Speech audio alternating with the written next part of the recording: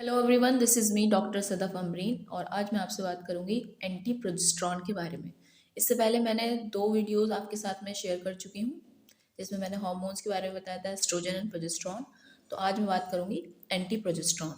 Anti progesterone क्या होते हैं? एंटी प्रोजेस्टेरॉन ये वो ड्रग होती हैं जो बाइंड कर जाती हैं न्यूक्लियस जो कि रिसेप्टर पे प्रेजेंट है, रिसेप्टर्स जो कि न्यूक्लियस पे प्रेजेंट है, और उन्हें क्या कर देती है, प्रोजेस्टेरॉन के सिक्रीशन को ब्लॉक कर देती है जहाँ से प्रोजेस्टेरॉन का सिक्रीशन होता है। ठीक है, तो जो मोस्ट कॉमनली एंटी प्रोजेस्टेरॉन इस्तेमाल की जाती है वो होती है हमारी मेफिप्रिस्टोन। ये आपने याद रखना है, इंपॉर्टेंट है। ठीक है, सवाल इस तरीके से आता है एंटी प्रोजेस्टेरॉन इज, तो आपने जवाब में लगाना होगा मेफिप्रिस्टोन। मेफिप्रिस्टोन एक एंटी प्रोजेस्टेरॉन है।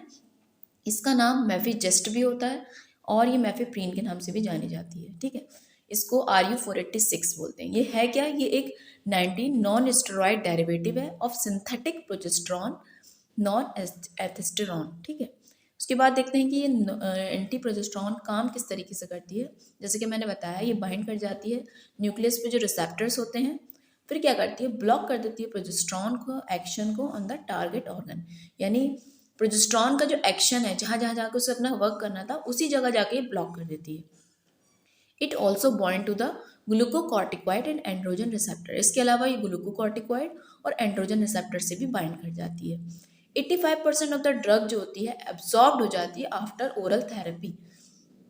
यानी अगर आप ओरली इस्तेमाल कर रहे हैं इस ड्रग को तो वो 85% आपकी एब्जॉर्ब हो जाएगी। इसका जो पीक देखने को मिलता है वो देखने को मिलता है 1.2 आवर्स के बाद। इसकी हाफ लाइफ होती है 28 आवर्स। ये एक्सक्रीट होता है किसमें? बाइल में और फीसेस के अंदर। तो बेसिकली इसमें आपने याद रखना है, अगर आपसे सवाल पूछा जाए नेम द एंटी प्रोजेस्टेरॉन, आपका जवाब होगा मेफिप्रिस्टोन। मेफिजेस्ट भी हो सकता है वहाँ पे, मेफिप्रीन भी हो सकता है। ठीक है, ये जो है कैसे कर रही है, ब्लॉक कर रही है प्रोजेस्टेरॉन के एक्शन को जाके ऑन द टारगेट ऑर्गन पे। ठीक है, फिर उसके बाद ये एक्सक्रीट कहाँ से हो रही है? ये एक्सक्रीट हो रही है बाइल में और फीसेस के अंदर। अब देख लेते हैं इसका administration.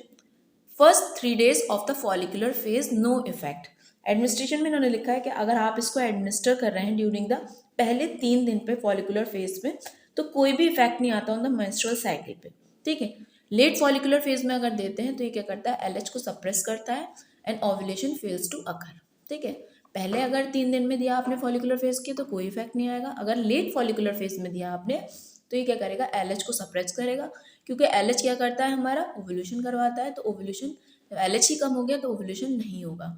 A single dose of drug given within 2 days of the LH surge does not alter the menstruation। अगर एक आपने सिंगल ड्रग दी 2 दिन के अंदर ऑफ द LH सर्ज से, तो इससे क्या होगा, कोई अल्ट्रेशन नहीं होगा मेंस्ट्रुएशन के अंदर।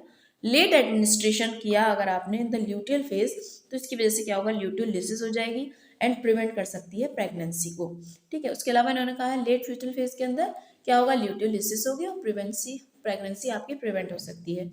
इपोस्टेन क्या है, एक अनदर प्रोजेस्टेरॉन सिंथेटिक इनहिबिटर होता है, इपोस्टेन के नाम से आता है। ठीक है, थेरेपेटिक एप्लीकेशन क्या है, ये एंटी प्रोजेस्टेरॉन किस लिए इस्तेमाल किया जाता है, कहाँ कहाँ इस्तेमाल किया जाता है? ये जो ड्रग होती है इस्तेमाल की जाती है for the medical termination of the pregnancy, that is MTP। कब तक? Up to 49 days, up to 7 weeks amenorrhoea. 7 weeks means 49 days तक आप इसको इस्तेमाल कर सकते हैं। Successful abortion occurs about 85% of the cases. अगर आप मेफिप्रिस्टोन इस्तेमाल कर लेते हैं, ठीक है, एंटी प्रोजेस्टेरॉन, तो 85% लोगों के अंदर जो होता है सक्सेसफुली अबॉर्शन हो जाता है।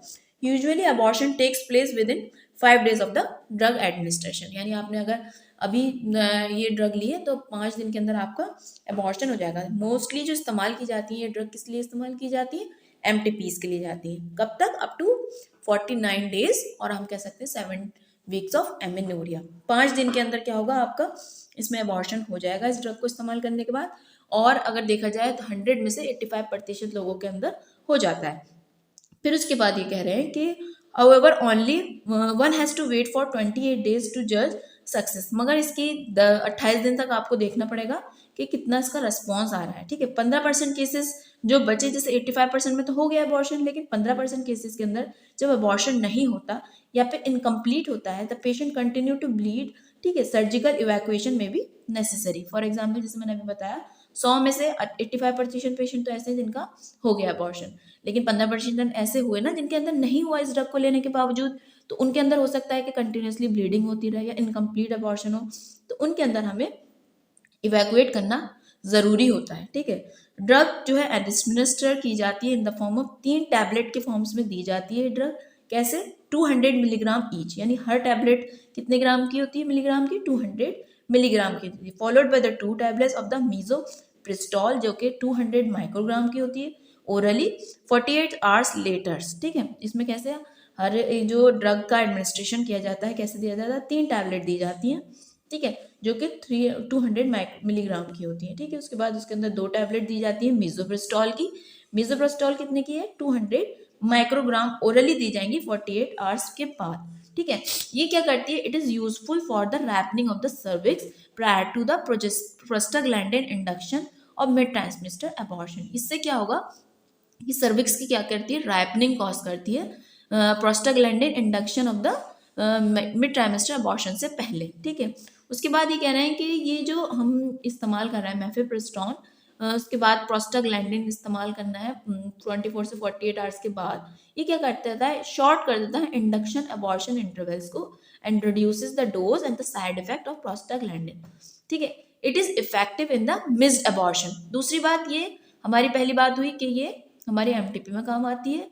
क्या करती है? सर्विक्स को क्या करती है? रैपनिंग कॉज करती है to prostaglandin induction of the mid trimester abortion. दूसरा पॉइंट, ये इस्तेमाल की जाती है मिस्ड अबॉर्शन में। सेम डोज जैसे कि मैंने आपको भी एमटीपी में बताया कितना, 3 दी जाती है इसके अंदर टैबलेट्स जो कि 200 मिलीग्राम की होती है, बाद में 2 टैबलेट मीसोप्रेस्टोल की दी जाती है जो कि 200 माइक्रोग्राम की होती है। दूसरा जो इसका थेरापेटिक एप्लीकेशन है एक्टोपिक प्रेगनेंसी है। मेफेप्रिस्टोन जो होती है एक्टोपिक प्रेगनेंसी में इंजेक्ट की जाती है इनटू द अनरप्चेक्ड एक्टोपिक प्रेगनेंसी जो कॉज कर रही है इट्स रेजोल्यूशन। ठीक है, इसको हम अलग से डिस्कस करेंगे एक्टोपिक प्रेगनेंसी में। अभी मैंने सिर्फ आपको थेरापेटिक एप्लीकेशन बता रही हूँ। मैं इसको मिस्ड अबॉर्शन में करना है इस्तेमाल, एक्टोपिक प्रेगनेंसी में कर सकते हैं आप इसको। दूसरा कशिंग सिंड्रोम में करते हैं, क्योंकि ये क्या है? एंटी ग्लूकोकॉर्टिकॉइड थेरेपी है। ठीक है, इसके अलावा पोस्ट क्वाइटल कॉन्ट्रासेप्शन में भी इसको इस्तेमाल कर सकते हैं। 10 मिलीग्राम दी जाती है विद इन 72 आवर्स। ठीक है, 72 hours of unprotected coitus. It is useful as post coital contraception के तौर पे भी इस्तेमाल की जाती है, मगर कितनी देनी है? 10 मिलीग्राम देनी है within 72 hours. It has been beneficial influence on the fibroid and endometriosis.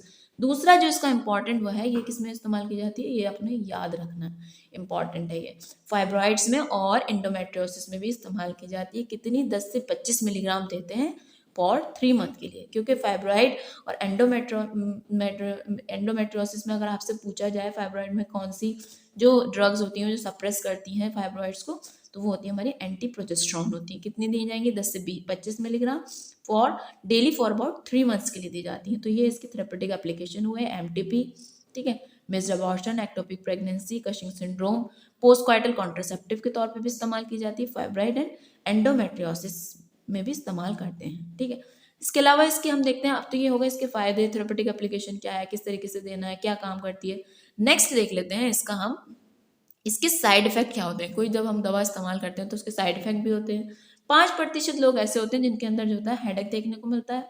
कुछ जीआई सिम्टम होते हैं जैसे कि नोजिया, वॉमिटिंग होते हैं। ठीक है, चक्कर आने लगते हैं, स्किन रैश भी हो सकते हैं। ठीक है, एड्रिनल फेल्योर हो सकता है अगर आपने बहुत ज़्यादा डोज दे दी है। ठीक है, ये बात हुई हमारी जो हमने आपसे बात डिस्कस करी एंटी प्रोजेस्टेरोन के बारे में। तो अगर आपको ये मेरा वीडियो अच्छा लगा तो मेक श्योर आप इसको लाइक करें और अपने दोस्तों के साथ शेयर करें, और फिर मिलते हैं आपसे नेक्स्ट वीडियो के अंदर। जब तक के लिए thank you so much for watching my video. Thank you so much.